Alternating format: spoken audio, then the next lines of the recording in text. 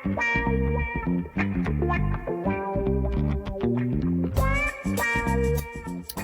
the Let's Talk Polyamory podcast, where we talk about all things consensual non-monogamy, polyamory, open relationships, swinging, and how you can have secure and sexy relationships, no matter how you do them.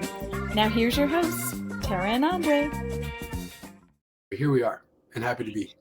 Here we are, but you are getting better. That's the thing. That's the thing with most things in life, like today's topic, jealousy, we can get better. We always can get better.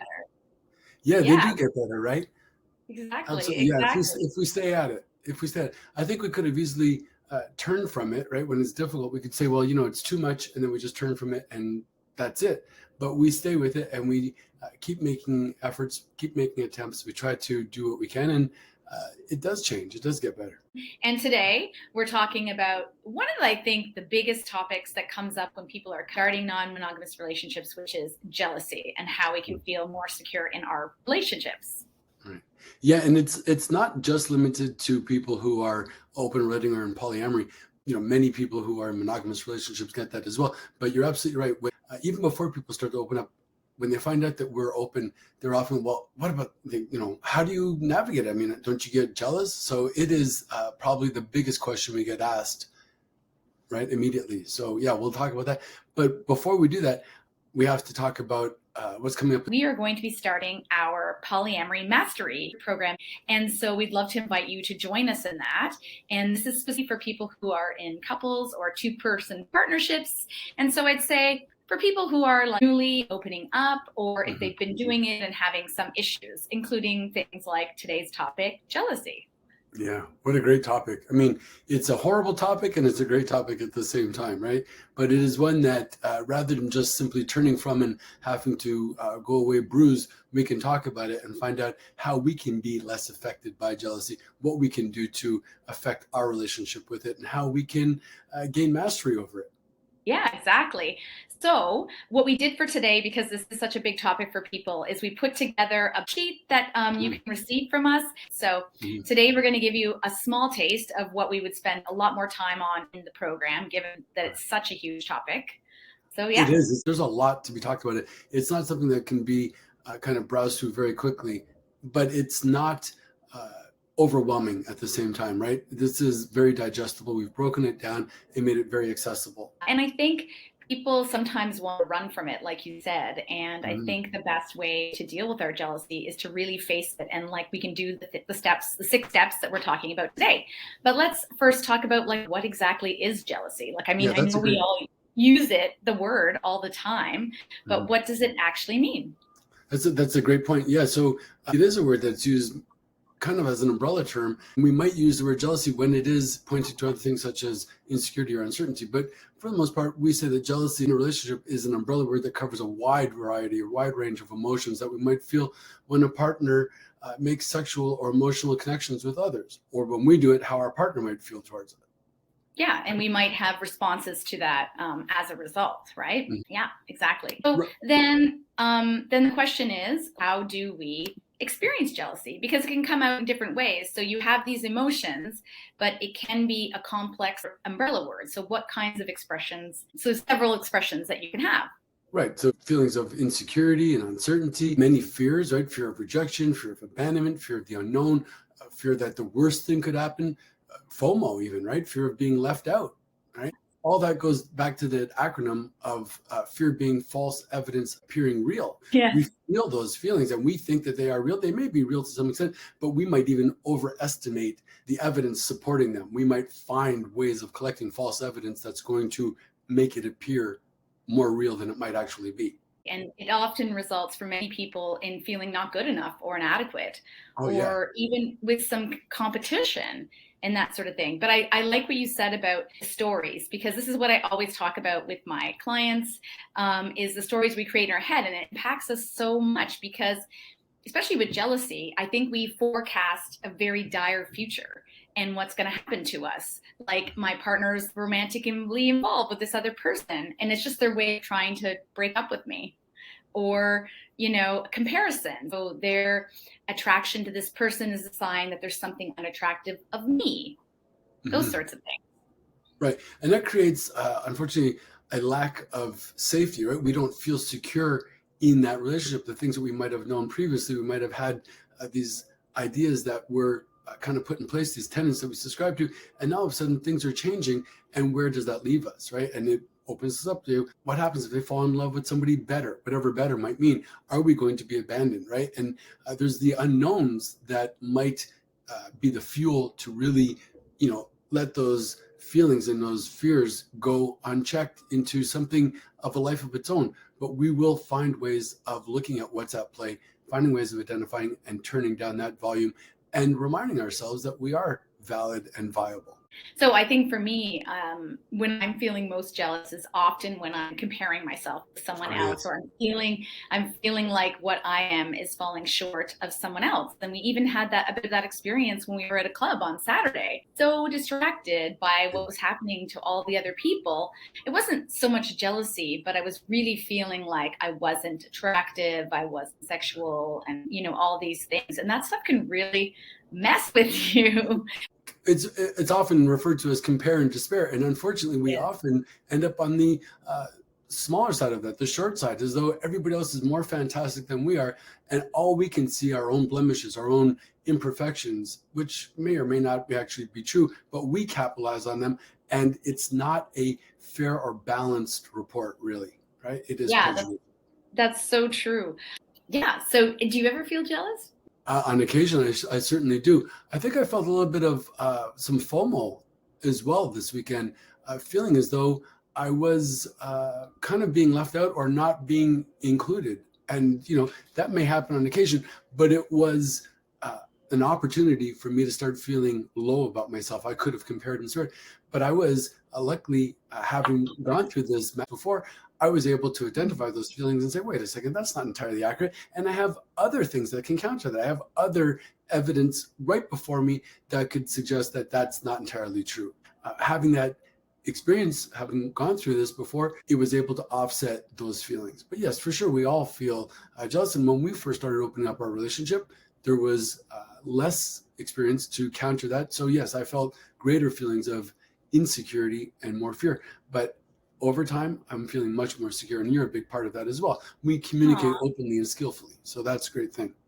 Yeah, and that's part of what we're going to talk about today is one of the main things. The thing is, it doesn't completely go away, right? Sometimes you get a little jelly, and I think that's okay. And the difference for me, at least, and I'm guessing you probably agree, is the recovery time is much shorter. You can recognize it and be curious about it and then move forward, sort of thing. So, yeah. And we put it in its rightful place. Yeah, put it in its rightful place, and also realize that, I think one of the myths out there that people often talk about is the ideal of polyamory being having compersion. And I think some people go like, I'm not a good polyamorous because I don't feel 100% compersion. And I think that's a bit of a myth. I don't think you have to feel compersion. I think you can feel anywhere from neutral to compersion. And I think that's okay. Neutral is fine to work towards. But, it's interesting that you should start off offering that people might have this idea that if they're not having access to that type of compersion, that they're in some way failing, but they are doing that by comparison to the others, right? So again, it's compare and despair, as though I should be at this marker already, and if I don't, it's somehow an indication of my being insufficient in some way, and that's simply not the case. I think looking at compersion is almost as though it is the unexpected gift that you might get. So it's not, it's not an indication of our having done anything wrong if we're not there yet, but it's wonderful when it does arrive. How about just really briefly, if we've not heard the term compersion before, might you tell us a little bit about what that is, what that means? A definition would be compersion is when you feel happiness for your partner's happiness. Right. So, pleasure for your partner's pleasure. Yeah, exactly. You're 100% happy every time they go on a date or they're having amazing experiences with other people. Like that's kind of compersion. Perfect compersion. If it's 100% perfect compersion. But if it's not, I think in my own personal thing, I felt a lot of compersion for you at times where I was very happy that you're going out and thought, wow, this is great. Like, she's being energized with those people. She's being intellectually or romantically stimulated. It's wonderful. But then even after that, there's been other times when I felt FOMO or insecure or jealous. And, it's not to say that it's going to be absolute, and it's not to say that it will forever be one way or the other. So we're going to jump into the 6 things. And also because there are so many things that we're wanting to say, right? I mean, there is a lot of information. So. Yeah, exactly. It's why we can only touch on the topic today. And that's why it is a big part of our program and something we work quite deeply with people, working through several exercises and activities that you do on your own and with your partner to kind of work through where your jealousy is coming from. But we're going to talk a bit about those things now. Number 1. Start with managing the immediate stress response. Great idea. Exactly. So an analogy to that would be recognize there is a fire and find ways of remaining calm so you can put out the fire. Rule number 1 in any fire situation, stay calm. Exactly. And in terms of managing your immediate response, some things you can do is like, okay, what am I, where are those feelings in my body? Like locate them in your body and stretch and breathe into those areas. Even just taking a few moments and a few mindful moments and breaths can really make a huge difference in any circumstance. Yeah, no doubt. And when you identify them, you can calm down that area, which will leave you freer and more objectively on how you're able to look at and feel these emotions, right? But counting to 10 is a really easy, simple way of doing it. Or if that's even too difficult, we might even count 10 things in the room or wherever we are. Something that kind of refocuses our attention just for a moment, just to let our stress levels drop enough that we might be a little bit calmer, a little bit more rational. Yeah, and I think, you can use these same techniques if you're feeling anxiety. Like sometimes I feel overwhelmed and anxiety. And for me, the place it resides in my body is really very similar to where jealousy does. Like I feel it in my chest. And I think when I change my state, either by breathing or by doing some sort of activity, changing my state makes it, change your state, change your mind, right? It really helps get yourself back into your breath and, away from that intensity. So you've identified where it is located in your body. You've acknowledged it. We've counted to 10 and we're starting to calm down. And now we might even go to inviting ourselves to participate in some meditating or some journaling, right? And other deep breathing exercises. All of these are good methods in helping to self-identify and get in touch with where we're at. So we acknowledge these things. It's very important that we acknowledge them because they are coming up. To simply try to avoid them or pass a judgment towards self, or I'm stupid for feeling this way, or whatever negative criticism might offer, is not going to help us with it. So we're actually asking ourselves to be willing to look at this in a gentle way and find out what's at play so we can address it and we can feel better about it. I think the other thing you can do, especially if you're new to, open relating and, perhaps dating separately with your partner, is to plan things in advance. Yeah, so that is a way of calming your immediate stress response. Come up with 5 to 10 things to be kind for yourself if you think you might experience these kinds of feelings, like taking a bath, exercise, doing some affirmative words of affirmation, meditations, like you said, massage. I think these are wonderful because in your examples, they're really about self-care, right? And that is a wonderful thing to do.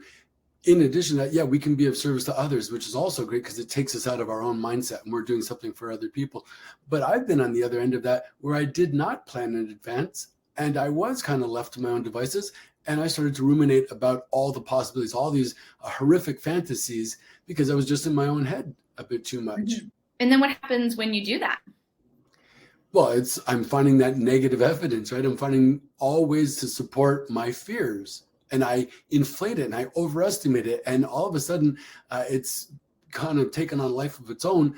And I am that collateral damage. I am the victim of all of that stuff, as opposed to perhaps, say, finding ways of interacting with friends and family, people who love me, who might support me, help me to feel more connected, less isolated, less abandoned, whatever the fear might have been.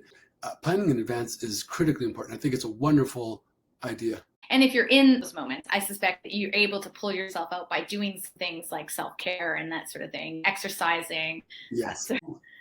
Without a doubt. Yeah. And even if you haven't planned in advance, there's nothing stopping you from being able to take some of these ideas and implement them at the drop of a hat, at a moment's notice. Yeah, because we never know when jealousy is going to hit us, right? I mean, it's one thing if we plan a date and, I know 2 weeks from now you're going to go on a date and maybe it's been all that buildup, but sometimes something could happen and you feel a pang of jealousy right out of the blue. So we can go at it as well. Even if it's not planned in advance, there's always something we can do to make ourselves feel better about it. Exactly. So the number 2 thing you can do of 6, the first one was dealing with the immediate stress response. Number 2 is once you've cooled your fire, you can look at where your feelings are coming from. So introspection, so looking within, because this is where the work is, right? This is where I'm going to figure this out. Yeah, absolutely. It makes me think of 2 people who, might have a wildly different set of experiences in the same type of scenario, right? So you and I have one response, and the next people next to us might have a different thing. What is it about this situation that might be so triggering to me? What is it about the situation that is bringing up all of these thoughts and feelings with that level of intensity? So when we can look introspectively, we can find out what's at play. So this is, again, this whole idea of introspection and the types of being curious and asking questions about yourself, again, is something that's a big part of our Polyamory Mastery program. But given some of the time constraints today, here's a couple of the questions that you can consider. So, are these feelings arising out of my own insecurities in self? Like, how do I feel about myself? Yeah, that's wonderful. So do we generally feel more secure about ourselves? Is there something going on that's particular to this? Or what's at play? And really, we're really emphasizing this because this will inform us as to where we go next, right? And I think later on we're going to talk about our attachment styles, but something like attachment styles would inform us where we're at. And do these feelings lay specifically to this scenario with this particular partner, or do they transcend other areas? And that information will help how we're going to go about addressing these issues. Exactly. So what past experiences are influencing my feelings? Is it indication of some past hurt or trauma or fear that perhaps I haven't worked through yet?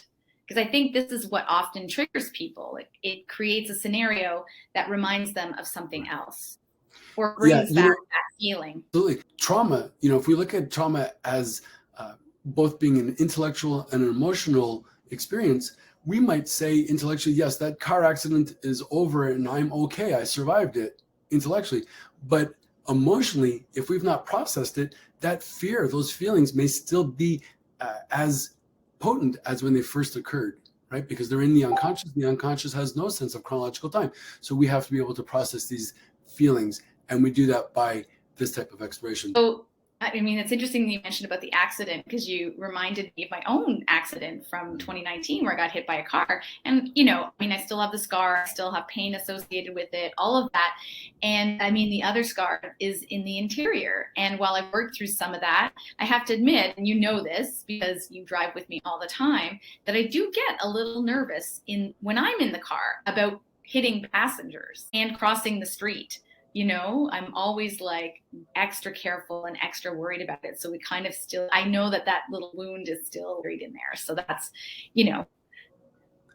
But I hope you're also able to acknowledge just how far you've come in that time because you were willing to really look openly and honestly about it and to be able to allow for that processing so you could get to a new position with it.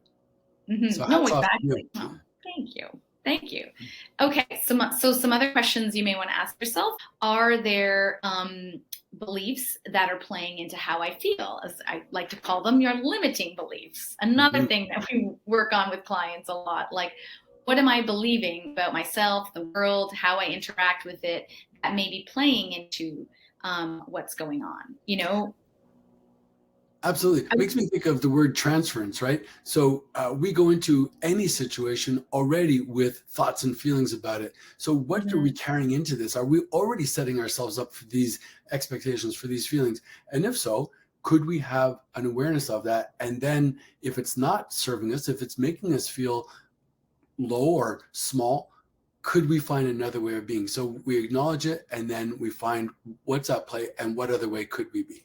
And then the other one, which you mentioned as well, is my current attachment style impacting my feelings of security? And Right. I mean, that's a big topic again that we go into in detail as well in Polyamory Mastery. Yeah, attachment style, as much as we'd like to believe that it doesn't impact, it does. Absolutely. How could it not impact it?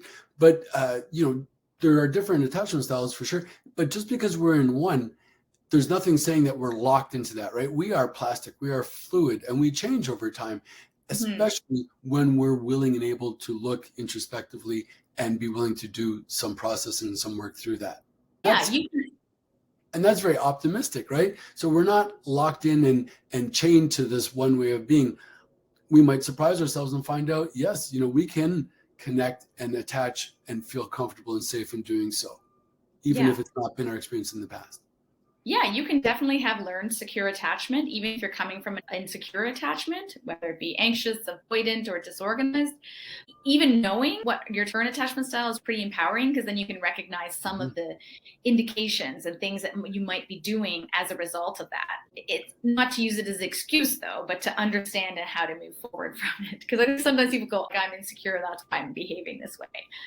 But, it's also quite fantastic when you have a loving partner who is well-informed and able to recognize your way of relating, and then be willing and able to help work with you on that. So you've done that. I'll say it right out there. You've invited me to be attached in a different way. And I'm very indebted to you for that. So thank you. You're teaching me things all the time. Well, you teach me a lot of things too, like about this communication. I think I was saying that to you yesterday. I don't think in the past, the communication part, I don't think I would have communicated with someone so openly. And I was having a really emotional day, and we were having some emotional moments. And I just love how we can work through that. And that's amazing. Just awesome. Yeah, it sure is. Well, it's like the attachment style, right? So communication style, attachment styles, we're not necessarily taught these things when we are growing up in the world. But that doesn't mean that we can't learn them either. So you might not have been well-versed in certain ways of communicating, but you certainly are now. And that was learned. It was taught, right? We experienced that and we grow from there. So it's the same thing with finding ways to address our levels of jealousy. Number 3 of the 6, we look at the ways jealousy is negatively affecting us. Right? Yeah. So we're looking at how jealousy is negatively affecting us as an individual and also as a couple, but we're going to start primarily with the individual. How does it affect us? Yeah. So how does it demonstrate? How does it act out? So sometimes, depending on how you're feeling, it can be anger. You could be quite angry. You could feel disgust, lashing out. We can become aggressively passive or passively aggressive. We can shut down or be withdrawn emotionally, right? People become disengaged. They're like, oh yeah, whatever. And it's like, really, that disengagement, that being aggressively passive, is in fact a defense. It's their way of wanting to protect themselves. Just like aggression, often it is not necessarily something we want to receive. But if we look beyond the initial demonstration, we see that it is generally born out of fear. So we recognize that, and then we find ways of addressing that so we can be less fearful. We can be reinvested, reanimated in the relationship in a loving way. Like sometimes people act out in a way that they don't normally. Like one of my clients was telling me that they kind of revert to their child self, and they almost kick and scream, and they just really misbehave because they don't know how to. They don't feel like they have a space to express it in another way. So we've been working on that, which has been amazing. It's so interesting that reverting back to the childhood way of wanting to kick and scream, it makes me think of what we call the pre-verbal state. We're not yet able to articulate our thoughts and feelings, which is what we want to do ideally. Rather than demonstrate, we want to articulate. So we will help them find ways to put their feelings and thoughts, emotions into words. That's always the best way, right? So we can have our words and be able to identify what's going on. And if you can't find the words, some people also use art. Some of my clients have been using art with words and pictures and colors to express how they feel. Yeah, but what happens in that art therapy, and that's actually a great modality, is I think it's best served when we allow for that artistic expression, and then we can talk about it and really help the other one understand, help ourselves understand what's at play, what's going on. Right? Mm-hmm. Why does that sunny face in the picture have a sad face? What is it trying to convey? So the other thing people often do is obsessing over things. So like a partner texting another partner, or creeping, like some people you wrote down in our notes of becoming a PI, so private investigator, and trying to find out all the information about the other person and then obsessing about it. Yeah. And, it's interesting in becoming the PI or creeping, right? They might even go so far as to go into their partner's accounts, their phone, whatever it is, and they might see all kinds of messaging going back and forth that's rather innocuous, but somehow that's dismissed. But then they'll find a word or two that will key in, and that will excite them, and they'll say, aha, there's the proof right there. Whereas like it's maybe 1% of the 99% of the conversation. We are looking to find that negative supporting argument again. And that's just not fair. It's not a balanced argument. We're not being objective. Yeah. And then the other things people do, which leads us into our number 4, is they create demands. So setting up new rules, like more punitive rules, in hopes of protecting one from discomfort. But can you give me an example of what a punitive rule might look like? Not to put you on the spot, but I'm curious if something comes to mind.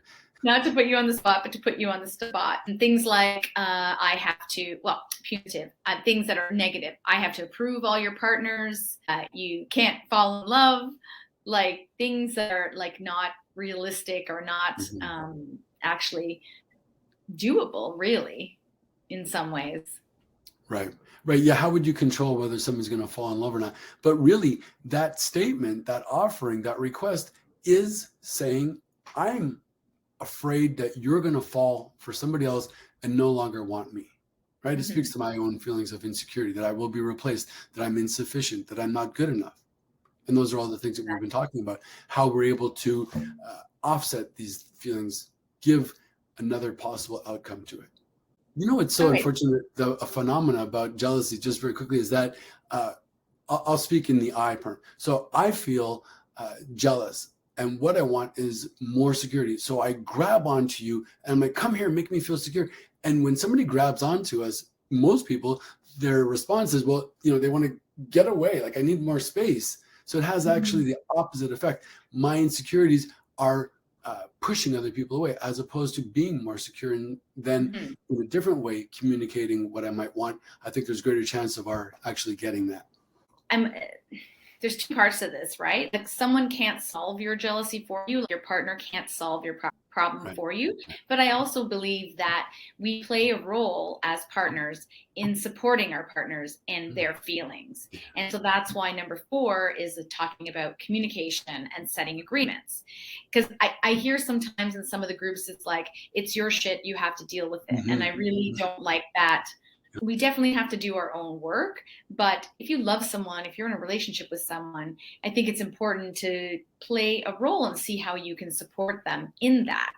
But that requires some communication. Yeah, but you're absolutely right. As a loving, supporting partner, we want to be there and have some patience, have some understanding, have some gestures of generosity to support them. But really, it's an inside job, right? We can't have the other person make us feel one way or the other. We will determine that. Yeah. And we can get to that position by doing these things. So taking steps to get to know yourself and also find ways to communicate and your thoughts and feelings with your partner. I like what you've said before and wrote in the notes is try to be gentle and forgiving and patient with yourself as well when you're feeling jealousy. Because sometimes I know this too from talking to people. They're like, I just don't want to feel jealous. Like, oh, why am I like this? I shouldn't feel this way. I want my partner to be happy. I want this. I want that. Why am I feeling this way? And then they get angry at themselves, and it doesn't make it better. It actually makes it worse. Right. But it's interesting. Why am I feeling this? Why this? Why that? And using the word why, unfortunately, can often sound very accusatory, even when it's with ourselves. Why am I doing this? As though it's an automatic judgment associated with it, as opposed to asking ourselves a more open-ended question, well, what's making me feel this way? Or how is it that I could be feeling this way? Or what other thing? It's a much more gentle approach. So we really want to try and resist the temptation to pass harsh judgments. Gentle with ourselves. We may have never been on this road before, or maybe it's recurring. There's something at play. There's some reason why we're feeling this way. And coming to an understanding is far better than just simply passing a harsh judgment. Exactly. So part of that is communication, like we said. Communication is probably the most important part of what makes open or polyamorous or relationships successful, really. Yeah. It's like keystone. It's why it's the first module we talk about in our polyamory mastery course, because it's the thing you gotta get right first. Not get right, get practice, and begin the process, because it is something we don't learn when we're younger. No one teaches. I don't remember ever taking a course called communication. And it's unfortunate because I think we could all benefit from it. But, we didn't come up with this, but it's been said to me many times that polyamory or open relating is less about the sex and more about the communication. I agree. People often say it's like, well, one thing about it is you're going to learn how to talk to your partners because you have to. Yeah. But what's amazing about it is it transcends into the rest of your life too. So when you learn these communication skills and listening skills, and how to have progressive conversations, it can benefit you in so many ways. Like for me, it's completely transformed how I relate to people in the world, not just my partners. So communication. So one of the key things to know is to use I and me statements, which is sometimes hard, as we know. Absolutely. Yeah, because, when the emotions start running, it's so easy and it's so familiar to say, well, you did this and you did that and you never do this and you never that. So it's two things there, right? We want to avoid the you statement, and also we want to try and avoid, when possible, the always and never, all those blanketing statements, right? You're always doing this, you never do that. And that's really just not accurate. It's not fair. Reality. Sometimes you might, but it's not always. But really what happens is the verbiage that we use might frame the argument. And all of a sudden now, when I'm being told that I'm always this and I'm always that, I am becoming defensive. I'm getting my guard up. And most often when I become defensive, I become aggressive. Well, you did this and you did that. And all of a sudden, it goes off the rails and we've lost sight of what the original subject was. And now we're just going back and forth and God, who knows where it's going to end. So what I have to do is I calm myself. I take a couple of breaths. I think about the way that I'm speaking to you. How is it going to be received? We started off as friends. Where did we become these people that are adversaries, right? So I want to speak to you in a way that I'd want to be spoken to. If it's not always so easy to come at it with love, I can still maintain a proper way of speaking and the proper verbiage being, I feel this way when this happens, or it made me feel this way. So I can talk about that. And then I know that you're listening to understand. You hear it, you acknowledge it, and you might feed it back to me. And now all of a sudden I'm feeling heard. I'm feeling understood. I'm being represented and acknowledged. And it changes the pattern of how we're going to go about it and the outcome of it. One of the things I'm super excited about is this exercise I learned how to do, where you do this way of communicating, like one person speaking and the person listening, this whole process that you can practice and that sort of thing. So I'm super excited about that. But I love how you say, turn it back to yourself. I try to say, when this happens, I feel X, Y, Z. So you give them an example of where it's coming from, and this is how I feel. It's hard to do, but it is, I noticed when we were having a bit of a discussion the other day, I was like, okay, I know I was getting escalated. So when we had some time the next day to speak more, we really did use this sort of thing, and it really helped de-escalate and really helped us communicate and listen. Yeah. And it's a practice, right? So we aspire to it, but doesn't mean it's going to be done to perfection. And we may make a couple of faux pas. Hopefully we have a loving, gentle partner on the other end who might remind us in a way or re-invite us to use the IME. But if it doesn't go perfectly, we also try to identify that this isn't the biggest thing in the world, that we can put it in its rightful place and say, okay, you know what? We're still communicating. We're still trying to have these open discussions. If it's not done perfectly, well, then we will reinvest in trying to find healthier patterns of communication, which we do. Exactly. And then if someone's sharing their feelings, then you need to engage in active listening, Right. which is hard when you're escalated, which is why sometimes it's important, if you need to take a breather, like you said, before jumping into a heavy discussion. Right. So active listening. Could you remind me, Tara, one more time what active listening means? I knew you were going to ask me that. So active listening is when you listen to understand instead of to respond. You know, that's so interesting because I find myself, and tell me if this ever happens to you, we're in a discussion, argument, conversation, and you're saying something, and already I'm thinking about how am I going to respond to that, which is understandable. But I must admit, when I've already formulated my response, I've stopped listening. I'm not really listening to understand. I'm listening for my rebuttal. Exactly. And there's a few, like I said, there's that exercise that I work through clients on. And part of that active listening, one of the tools you can use is to reflect back. So the person talks, it speaks to you and say, I feel this, I, using their I statements. And then you reflect back what you thought you heard. And then it gives you an opportunity to really understand, because you've listened and now you have to repeat whatever, and then they can say, if you got it, oh yeah, that's what I meant, or what I was really trying to say. And then if anyone's misinterpreting what's being said, because we're human, we do that all the time, right? And so that layer of being a meaning maker has to be always checked. I think these are wonderful patterns of communication when we're having a heated discussion. But as you were saying, I was wondering, do we do that with the positive as well? So if I said, Tara, I find you very attractive and I'm really wanting to get to know you a little bit better, would you reiterate that and make sure, so what I'm hearing from you, Andre, is that you're seeing my physique and wanting more of it, whatever. I mean, can we practice it in the light and airy ways as well? It might be a lot of fun. Actually, that's a great idea for people to practice. Like, let's practice with stuff that's easy, right? Before it gets hard. And also doing that kind of thing is also very affirming. So you just added something to polyamory mastery, is practicing with the positive. I love it. I love it. Well, also, because we're laying down those neural pathways of communication, right? So if it's not charged with heated emotions, if it's not with that tax added to it, it might be easier to go at it, and a lot of playful opportunities might arise from that. So I think it might be a lot of fun to use that as a communication exercise. Let's not wait till the pot is boiling. Yes. Okay, awesome. I love it. So the other part of number 4, communication and setting agreements. So setting agreements, we talked a bit about that, but what I like to do when I work with clients and what's part of our program is establishing agreements that are based on our values. So an example of this is, I use this all the time, so I apologize for the repeat, but I think it's a good one. So I think, I believe one of the values in our relationship is consideration. And if you value consideration, you may do things differently as a result. For example, because it's important to us, one of the things we do is keep your partner informed of your schedule and give advance notice of dates. Right. Yeah, and it's interesting because I was speaking about this the other day, and somebody kind of put it back to me like, so what, I have to ask for permission?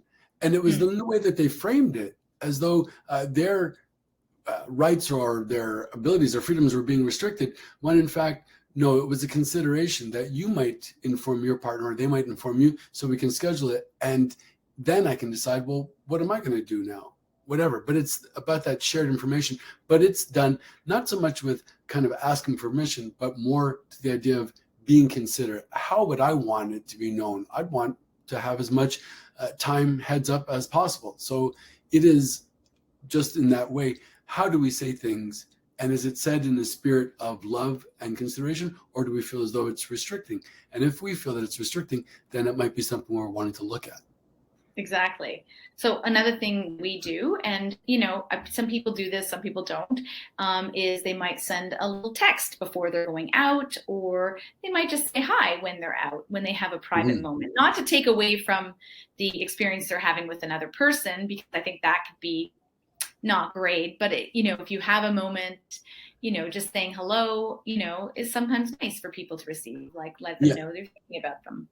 Yeah. So a lot of people do that, right? It's the pre-care, the check-in, and the aftercare that they might want to come up with and find out, how are you feeling? Where are you? What's going on? Yes, exactly. That's also part of the program, is before, during, and after care plan, which I think is awesome. Because I think when you know what to expect, I think it just makes things easier. And if you know if there's not going to be a check-in because you've decided that's your time away, and then you're not expecting it, then you're not missing it. You know what I mean? Right. Right. But hopefully that is something that we've spoken about and have come to an agreement with, right? That both parties are consenting to not do that or to do that. And we might not always have the same agreements, but then there's also the question of consideration. Again, well, I might not necessarily want to do it, but is it important to my partner? And if it's important to them, is it important to me? Mm-hmm. How would I want to be acknowledged or received this way? And that might inform us how we should approach them or how we might approach them. Yeah, I like that. Okay, number 5. So this one is, I'm looking at the text. I don't know if anyone watches Breaking Bad and Jesse's fat stacks yo. So this is number 5 is practice gratitude and develop your positive fat stacks yo. A fat stack, would that be the equivalent or possibly the opposite of that negative evidence that we were talking about earlier? Yeah, exactly. So any scenario situation unfolds, how am I going to look at it? What perspective am I going to choose? Am I going to look for all that negative evidence that's going to tell me that I'm small and insufficient, unloved, insecure? Or can I find the proof that says, well, wait a second, no, there are plenty of things on the positive side, and I should be aware that there's a balance, and where am I putting my energies? Yes, exactly. Appreciation, gratitude, thinking about what your partner does for you rather than what they don't, and of all the times when they're there for you versus when they're not, right. Or remembering when they told you you looked hot in that outfit or whatever it is, right? Like collecting the evidence, as you said, because I think, you know, I mean, one of the things I always say to people about polyamory, they're like, it must be so hard. Like you said, like it's, you know, jealous and, you know, they could leave you at any moment. And it's like, well, that's true in any relationship, first of all. But the thing is, what's awesome about polyamory, as I tell people, is that my partners choose me over and over again. Right. And I think that's even more secure than I felt in my entire life. Yeah. Yeah, no, absolutely. I totally agree with that. I totally agree with that. Yes, I could have had a marital contract, which I have in the past, and it didn't work out, obviously. And yet, with you or other polyam relationships I've had, yes, it is the idea that you could leave at any time, but then you demonstrate to choose to return because you want to, right? Exactly. Not just because you are mandated to. Exactly. So we're talking about focusing on the good versus the bad and letting go of the negative future focus, that like, you know, looking forward to the future, a negative future that might happen. Right. Sometimes what people do, if they feel like they're going to forget these things in the moment of feeling jealousy, is they have like a gratitude journal or a relationship journal or something like that, where they write down all the evidence and the amazing things, and they can just open it up and take a look at it as a reminder. But like you mentioned, when we are journaling that way, let's, again, try to be objective and a bit fair. It's room to put all these things out to vent, but let's also see if we're able to write down some of the good things, not just the bad. It's not just about all the negative things, but could we counter it with an objective realization of all the good things as well?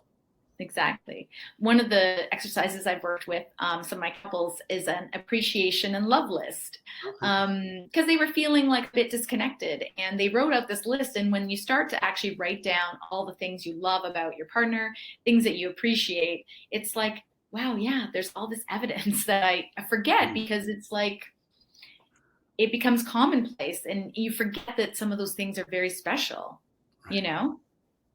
Yeah, it's a great reminder for self. And also, if we're willing to share that with our partner, you know, what effect might it have on them as well? Yes, I've gotten them to read it to each other, and on it, like, just keep it to themselves, and then on a session, read it to each other, and it's very powerful, super powerful. Yeah. So number 6, seek professional support. So there is courage in asking for support, right? It's so unfortunate that there's a stigma in asking for help as though it is an indication of weakness, when in fact it is a demonstration of strength, the ability to go beyond our feelings of vulnerability or fears and to say, you know what, it's not comfortable and I know it could be better and I'm willing and able to do something about it. I'm going to speak to somebody about it. And that's fantastic. So let's see if we can find that courage to allow ourselves to participate. And even more, like, courage is amazing, but also, like, I have to share that, I've invested in myself several times, coaches, programs, and that sort of thing. And every time I've done that, I have grown exponentially. I've gotten to the place where I want to be much faster than I could have been on my own. And, we have these blocks within us that we don't see. And it's really funny. People always say as a coach that you often coach on the things that you're also working on. And I recognize that sometimes is like, I get to work through these things as well and become even up level even more. And like I said, every time I've invested in myself in a program, I've always had an amazing experience and grown. Some of this stuff is not easy stuff, especially jealousy. And it can be really hard at times for people to clear out, those things that are blocking them and recognize it, because we are so, we're owning those, like the jealousy so tightly in the chest. You know what I mean? And we're emotionally invested in it, which is, again, one of the reasons why speaking to somebody else is very helpful, because we can hear our own narrative. We can find a place where and find out, is it entirely accurate? We can get another perspective on it, and that can make a world of difference. Yeah. Even saying things out loud can be very, cathartic. It is absolutely cathartic, yes, without a doubt. So we do feel better when we talk about it. For sure. So, seek professional support. There's a lot of professionals out there to choose from. And so we encourage you to look around and see what works for you, because different people will vibe with you and that sort of thing. Of course, we'd love you to come and work with us. And it's why we created our Polyamory Mastery course. So you get us and a membership site with all the information and all the videos in case you can't watch us live. We do live Q&As to really help you work through the things and master your relationship. Less friction and more pleasure. Exactly. It's for people who want to stop arguing and attacking each other and start listening and really communicating with each other.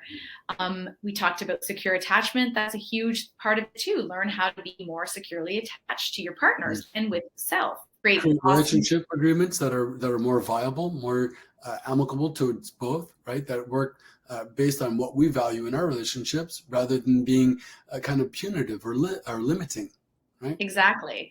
Work through and no longer be obsessed with feelings of jealousy and insecurity, finding ways of self-soothing, but also being supporting by your partners. That's a huge part of it as well, like we talked about today. And as a result, we will have more super sexy fun in our relationship. That's it for today. That was a big topic. Wow. I love talking about jealousy. I know we said that at the beginning, but it's a great topic, and it's always a great reminder for me of the tools and techniques that you can use to work through your jealousy. So it's so phenomenal that you say I love talking about jealousy, because and me too, so do I. But I would have never imagined that I would say such a statement a couple of years ago. It would have been the thing, well, let's not talk about it. Let's try and minimize it. Let's pretend like it doesn't exist. And yet talking about it, it kind of really takes that big boogie person out of the shadows, puts some light on them, and it makes them small and manageable. And it's not the thing that's going to be the end of us. Yes, exactly. Awesome. Well, thanks, Andre. Thank you, Tara. Talk soon. Thank you. Bye. If you want to explore polyamory, open up a relationship, or try your hand at swinging, we can help. Check out our website at taraandandre.com for information on our Poly Newbies digital course or our deeper dive open relationship and polyamory mastery program, where you get direct coaching from us. There's also other individual and couples coaching options there as well. Thanks for listening to the Let's Talk Polyamory podcast with T&A. Don't forget to subscribe and give us some love on your favorite podcasting platform. You can check out the show notes for any of the links to the courses or information we talked about today. Thanks, and have a fantastic and sexy day.